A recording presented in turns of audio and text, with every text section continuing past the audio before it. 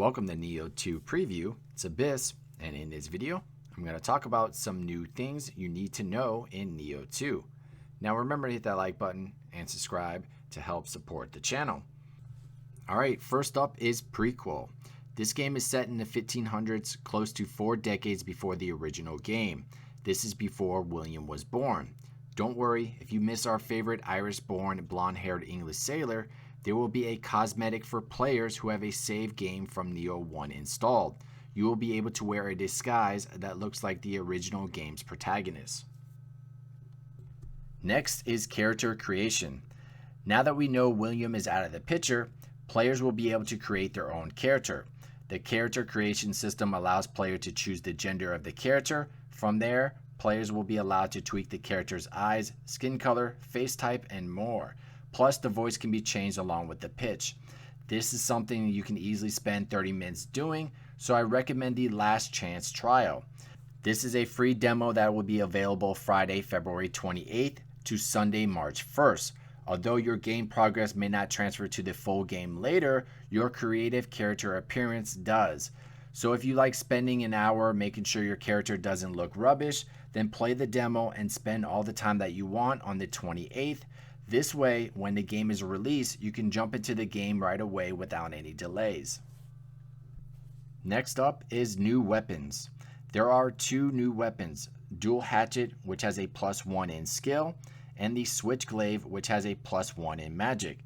If you didn't play any of the DLC from the original game, then you will notice 2 more new weapons. The one that I'm looking forward to the most is the Switchglaive. The weapon reminds me of Bloodborne and the Switch Axe from Monster Hunter World. The weapon will change in 3 different ways depending on what stance you are in. Next is new skills and tree. The skill system has been completely revamped from Nioh. The picture that I'm showing you is the skills for one weapon.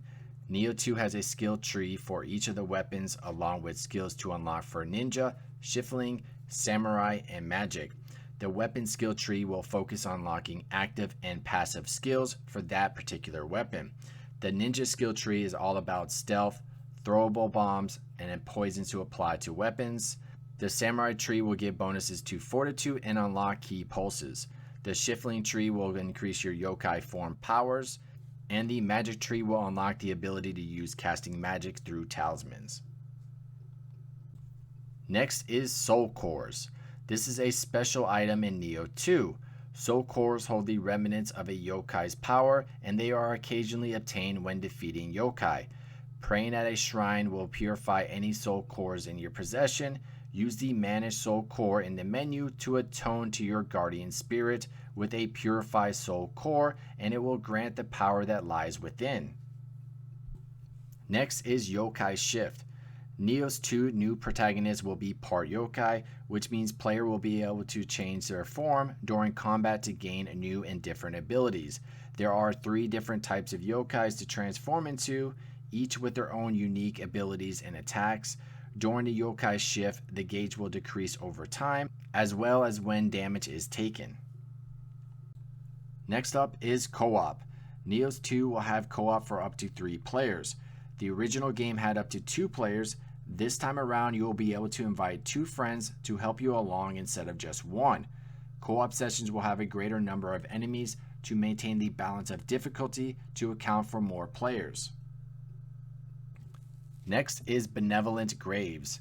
Nioh 2 is introducing this as an alternative to Bloody Graves from Nioh. Where Bloody Graves in Nioh lets you summon an AI version of another player to fight you in your world, you can now summon an AI version of another player with all their gear and skills to assist you as a companion. This is a great way to get help for those who need it that don't have any friends that are playing the game. Next is Hours and DLC. Now this is nothing different from the original. The game has about the same amount of missions with the runtime of 55 to 60 hours depending on skill. There will be 3 DLCs again, and the developers said it will bring new story content, characters, weapons, abilities, and more. Alright, there you have it. Those are the new things you need to know in Nioh 2. I hope you all enjoyed this preview. Don't forget to like and subscribe to support the channel, and I will see you next time.